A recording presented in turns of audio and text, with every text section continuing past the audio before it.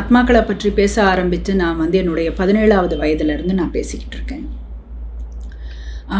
I have ஒரு ஒரு ரொம்ப ரொம்ப நார்மலான ஒரு லைஃப் ஸ்டைல், என்னோடய லைஃப் ஸ்டைல். நான் வந்து இங்கே பேசுகிறது, என்னுடைய ஆத்மாக்களோட செய்கிறது, என் கவுன்சிலிங், சைக்காலஜி இதெல்லாம் தாண்டி ஒரு சராசரியான ஒரு பெண். நான் என்னோட முடிந்த அளவிற்கு என்னுடைய வாழ்க்கையில் ஆன்மீகம்ன்றது ஒரு பகுதியாக இருக்கணும்னு நான் நினச்சிக்கிட்டு போகிறேன். அப்படி இருந்தும் வாழ்க்கையோடைய சராசரி கஷ்டங்கள் எல்லாவற்றையும் நான் பார்த்துருக்குறேன். ஒரு உடல் நோயிலிருந்து, குடும்ப சூழல்களில் வர பிரச்சனைகள்லேருந்து, சண்டை சச்சரவுகள்லேருந்து, பொதுவெளியில் வந்து பிரச்சனைகள் வரைக்கும் நான் எல்லாவற்றையுமே சந்திச்சிருக்கேன்.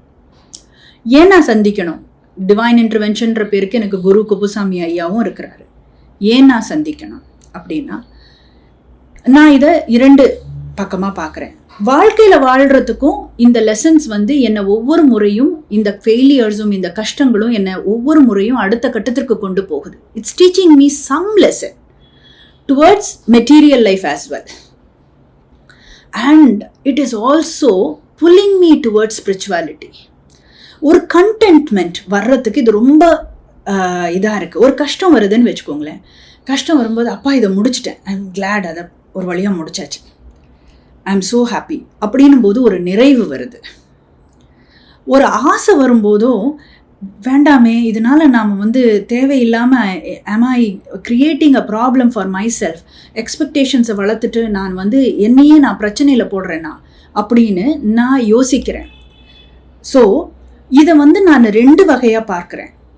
ஒரு சராசரி இல்லற வாழ்க்கையில் இருந்து கொண்டு ஆன்மீகத்தில் இருக்கும்போது, இல்லற வாழ்க்கைக்குன்ற வர பிரச்சனைகளையும் நீங்கள் ஆன்மீகத்திற்கான லெசனாக நீங்கள் எடுத்துக்கலாம். உங்களுடைய இல்லற வாழ்க்கையிலையும் இதை ஒரு எக்ஸாம்பிளாக செட் பண்ணிவிட்டு அடுத்தடுத்த வர பிரச்சனைகளை இதிலிருந்து வந்த லெசனை வச்சு நீங்கள் சரி பண்ணிக்கலாம்.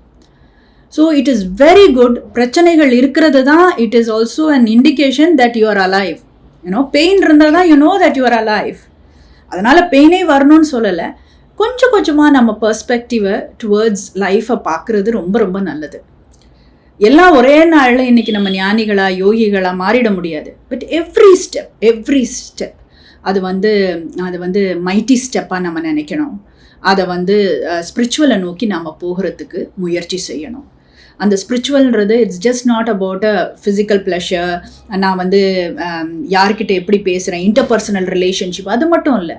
ஒரு சாலிட்யூடில் இருந்தாலும் நமக்கு நாமளே நிம்மதியாக தேடிக்கிறது, நம்ம ஒரு கண்டென்ட்டாக ஃபீல் பண்ணுறது, சாந்தமாக ஃபீல் பண்ணுறது, இது எல்லாமே ரொம்ப important for the spiritual life. So I would say that இந்த ஒரு பெர்ஸ்பெக்டிவ்லேயும் கடவுள், அதாவது ரொம்ப டிஃபிகல்ட்டான பெர்ஸ்பெக்டிவ்லேயும் நல்ல ஞானம் இருந்தால் கூட, நல்ல தெளிவு இருந்தால் கூட, கஷ்டங்கள்ன்றது has its own reason. It's a big reason.